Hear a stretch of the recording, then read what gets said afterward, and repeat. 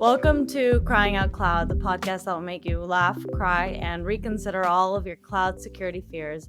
I'm Eden. I'm here with my amazing co-host, Amitai. Hello. Today we have a super special guest that we're super excited to have on, Liz Rice. Welcome. Hi, thanks for having me. You have a very cool background, much cooler than ours. I guess I don't have anywhere else to put all my music stuff other than in my office, and then I've got a few posters and things. And my favorite thing at the moment is this EB that I was given in Peru. It was really nice. I was doing a KCD Peru event, and some people there gave me this very nice Peruvian EB, so that was really cute. Love it. So let's introduce you to our guest who may not know you.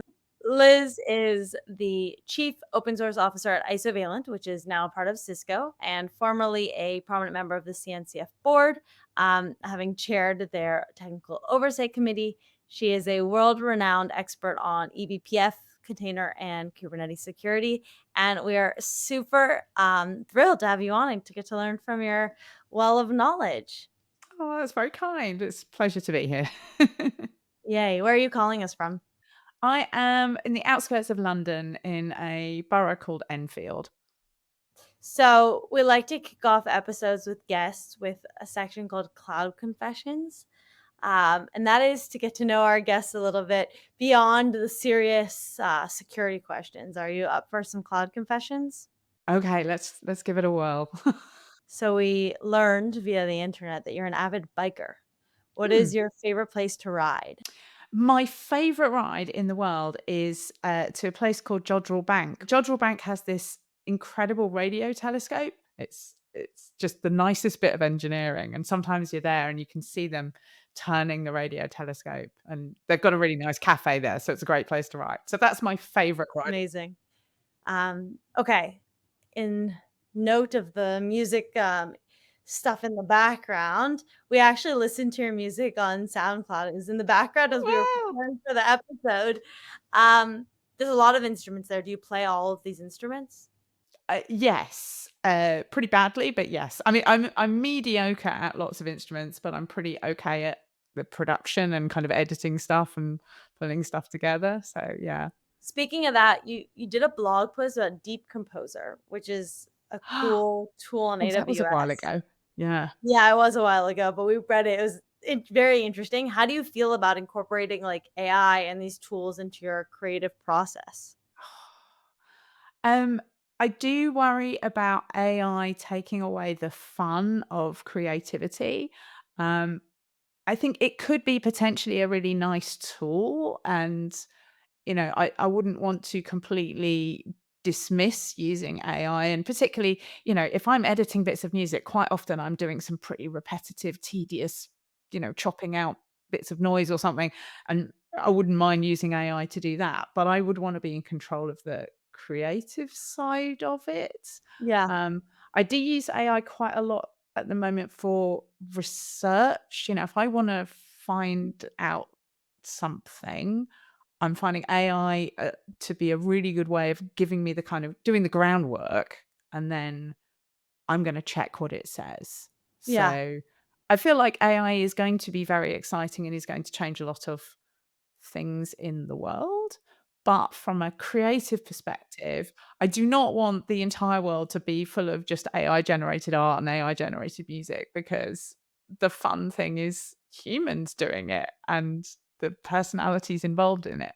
So you mentioned on your website that you do live coding in your from scratch conference talks.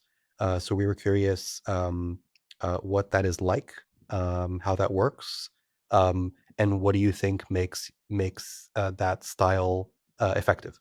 Yeah, so I think quite a few people will have seen me doing container from scratch or debugger from scratch.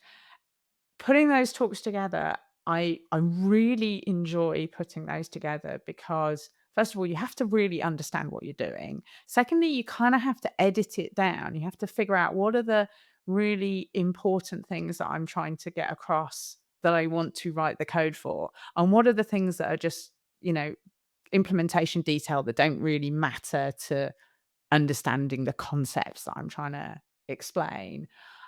So putting my style into the editing what is actually in and out of the code, and then also just practicing a lot the actual typing, and things like autocomplete can really help there, but I always want to actually do the thing myself. I don't want to just press a button, have it type it in for me. Maybe that's me being Mm. silly, but I quite like the jeopardy as well. I think audiences like you know, what if it doesn't work? Yeah, and sometimes, the audience, if they're paying attention, they can tell you, you've made a typo, and then that gives it a bit of audience participation that is fun. We recently hosted a CTF during which when we were revealing the answers, I had to type command lines, and it was incredibly stressful because I was like, I made a typo, and then someone was like, you missed a letter. You missed a letter.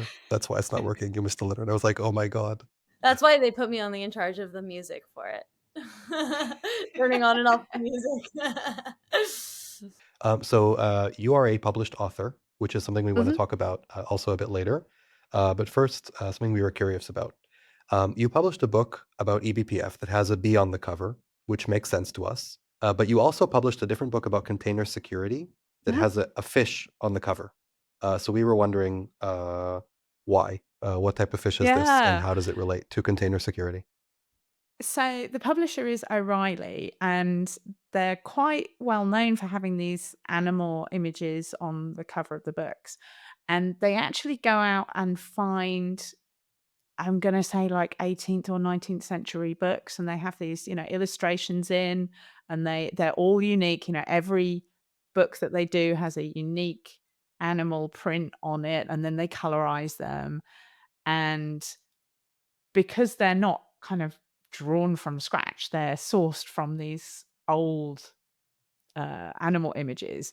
They don't have like a infinite number of different images to choose from. Plus, also, if they let authors choose what they want, then we'd all be there going like, "I want a panda. No, I want a panda. No, I want," you know what I mean? Everybody would want the cute things. Um, so they pretty much say you don't get a choice. You can I mean, like with the bee, they've obviously tried pretty hard to find something relevant. And the answer for the fish on the container security book is that it's an armored catfish. So the armor is supposed to represent hardening and security. Oh, okay. You participated, I don't know your extent of participation in a documentary about eBPF, Mm. which was really cool. And actually, of all of the different people we've engaged with, which are a lot of people in the security world, we've never seen a documentary as an angle of like education and awareness. What was it about? What was the experience like? Yeah. So we worked with this team who had previously done a documentary about Kubernetes. And I think there was another, since it may be Envoy, that they had previously done documentaries for, that they'd done through the CNCF.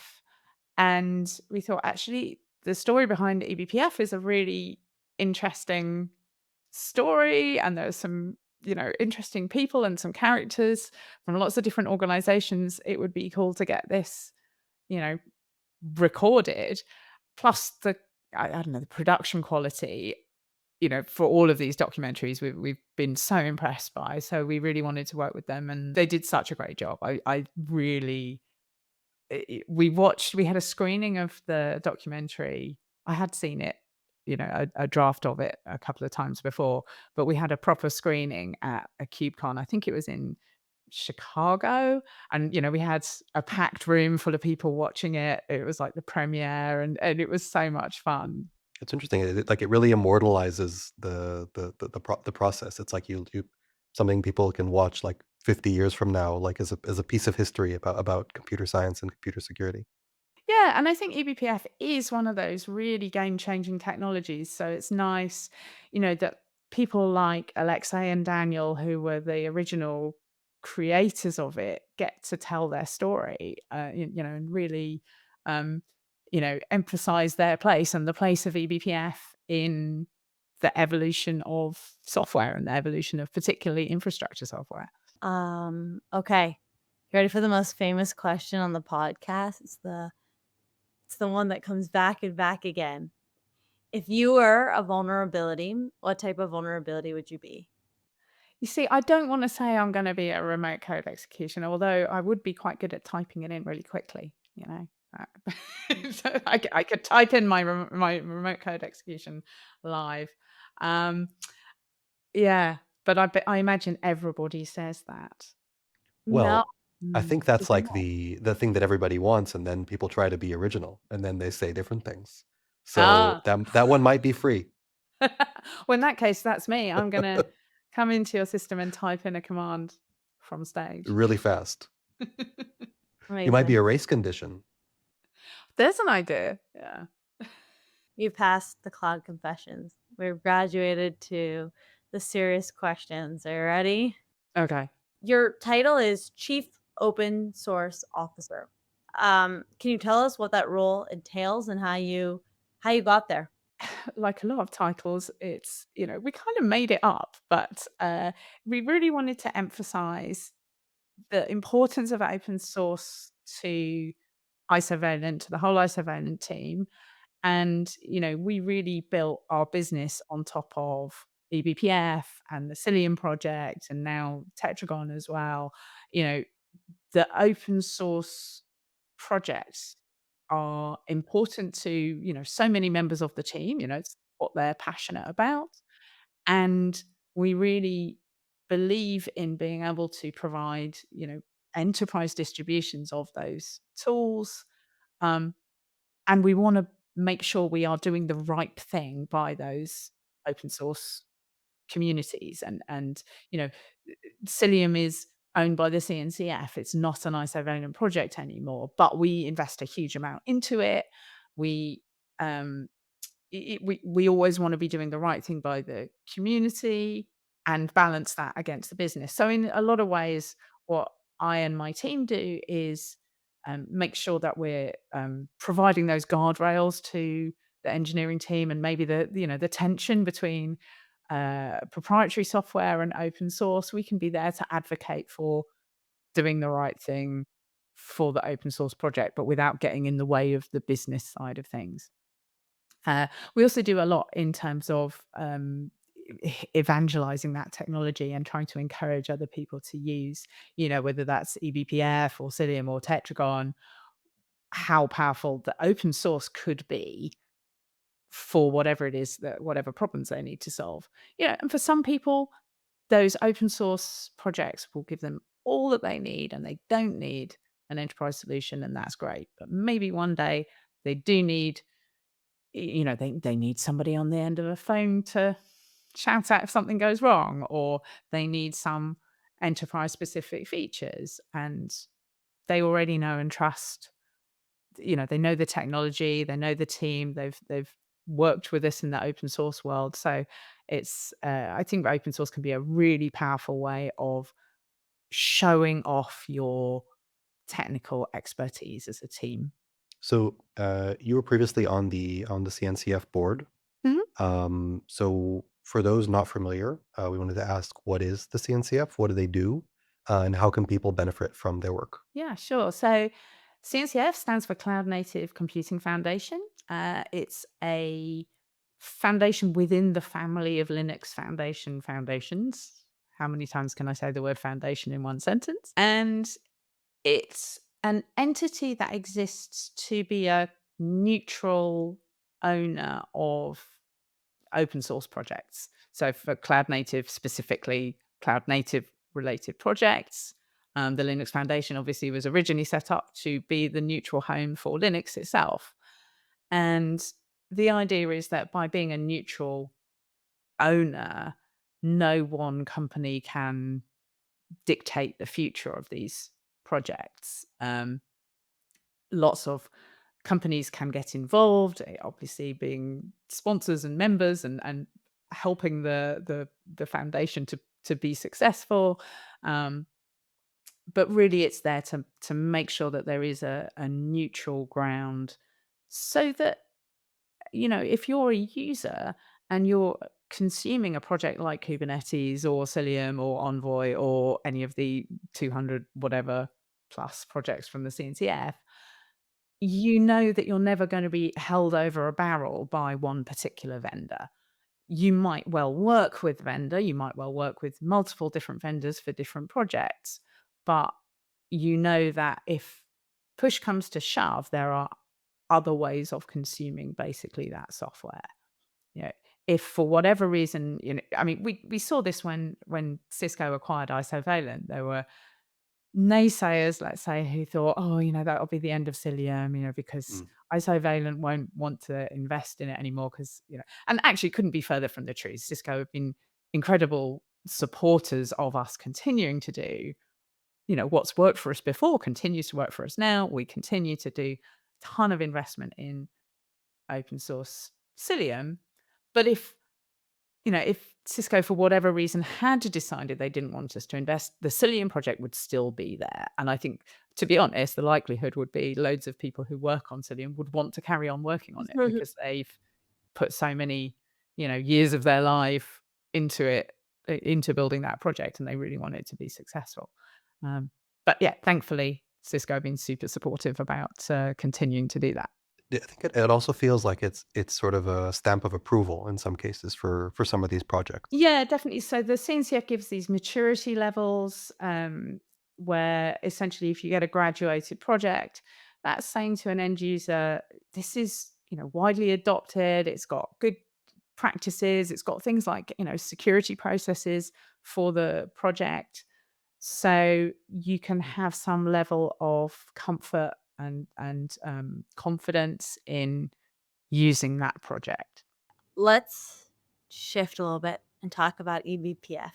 Mhm. Um, for those who aren't familiar, can you explain what it is? And also, for everyone, what makes it revolutionary relative to how things were done before it existed? Yeah. So we say the letters eBPF and everybody expects that to be an acronym. It used to be an acronym, but we now consider it to be a standalone term because the P and the F stood for packet filtering. And people got confused and thought that it was really about packet filtering. And it's about so much more than packet filtering now that we can just forget the acronym. It's what it actually is a technology for running programs within the kernel. So you can change the way that the kernel of an operating system behaves by loading in programs dynamically. So just to make sure, let's explain what the kernel is. The kernel is the bit of the operating system that interfaces with hardware. So if you've got a program that's going to write to a file or send and receive a network message or put something on the screen or anything that accessing memory, all of these things Mm. have to actually be done by the kernel. And your application code will make what's called system calls to ask the kernel to do these things. And the kernel is also coordinating different applications that might be running on that machine. So what that means is the kernel is involved whenever you're doing anything like accessing a file or sending network messages or accessing memory, and the kernel knows about all of the different applications that are running on that machine. So by using eBPF to either instrument or even change the behavior of the kernel, we can instantly get visibility and control over all of those applications. And that happens dynamically. So even an application that's already running, eBPF gets visibility into it straight away, which is incredibly powerful because it means if you load a new observability tool onto that machine, you don't have to restart the applications on that machine. They're immediately observable through that tool. Plus, the fact that it's in the kernel means you don't have to sort of transition between user space and kernel, so it can be incredibly lightweight, incredibly efficient, compared to tooling that's come before, where you might be able to observe something in the kernel, but you'd have to send something to user space to keep track of it. With eBPF, we can store information within the kernel. We don't have to do that kind of expensive transitioning between kernel and user space, and that makes for much more efficient tooling. And what are you excited about in terms of the future plans for eBPF, where we're going? So there are things that are uh, new in the kernel that are really cool. One of which I love is a thing called Netkit. And Netkit is an example of being able to bypass bits of the network stack. The end result is that you can do networking from containers with zero overhead. So you're in normal, or prior to Netkit, if you have um, an application running in a container, typically we deliberately isolate the networking for a container from the host networking. And that has traditionally meant you have a virtual network connection between the host and the container. And even though it's virtual, you're sort of running a network stack at either end of that virtual connection as if it were a physical connection. So until now, there's always been a bit of overhead for container networking to transition over that virtual connection. But with Netkit, essentially just bypasses it. So you still have the isolation of the network stack in the container, but there is no overhead involved because we can transition packets straight from the host to the container and vice versa. And that I think is, uh, well, will make, containerized deployments much more efficient from a networking point of view. And it will save CPU, it will save latency, it will be, better performance all around. I suppose that could also be used to perhaps as a mitigation against malware that uses eBPF as well. Right, If you have exactly. like a whitelist, Exactly that. Yeah. it's clear to everyone, I think, that open source has had a hugely positive impact on the industry, and I think like on computer science and society to a large degree. But we do see every once in a while concerns about security aspects. Usually they come up whenever there's like a big supply chain attack in the news, and then everybody's like, "Oh, it's the fault of open source," or like there's the XKCD comic with the guy in Nebraska Yeah, maintaining yeah, yeah. The his little project, and tiny. that always shows up. Yeah. Um, so I think like one of the relatively recent big ones was the XZUtils supply chain attack, Mhm. and I think it sort of turned out that one of the big factors there was basically the fact that it was a nearly single maintainer project, and the maintainer was very like burned out, which was probably one of the factors that led to the success of the social engineering attack against them. So I think like that. I think that was very interesting to us because of like the human element of cybersecurity. Um, so we were curious, like as someone who is an advocate for open source and as a chief open source officer, um, do you think that those things are culturally solvable, or do you think we should be approaching them more from a monetary perspective, from an engineering perspective? Like, what sort of things do you think can be done um, to prevent the next supply chain attack like that? There's no getting away from the fact that humans are flawed and prone to, doing making mistakes. I guess another example that's just come up in the last sort of week or so is this attack. I don't know if it's got a name yet, but it's, um, you know, uh, the user sees a web page that looks like it's Cloudflare, and it basically Mm. says copy and paste this command, execute it in the terminal. And I know someone who knows someone who did exactly that because they're sort of in a semi-technical role and they're very used to people telling them what to run, and they don't necessarily always know exactly what command it, and it looked legit, so they ran it, and, terrifying things happen. It's human. I think all we can do as a security industry is try to find tooling that can stop if something is trying to exfiltrate data. I think we're better off trying to catch that. It's going to be easier to identify, here is suspicious looking network traffic, here is suspicious looking, executables running, rather than to try and pretend that we're gonna be able to solve all human behavioral problems. More a defense in depth approach, basically. Exactly, a defense in depth approach, really, if we can concentrate, I think, a bit more on the sort of ultimate effect of the attack rather than thinking that we're always gonna be able to prevent the attack. The more we can really look at does it matter if malicious executable lands on my machine if that cannot be executed? Do you think we should be discouraging projects that have like a small amount of authors? No, for lots of reasons. First of all, just because it's open source, it means that people can see it, but we have no idea what's happening in the world of proprietary software.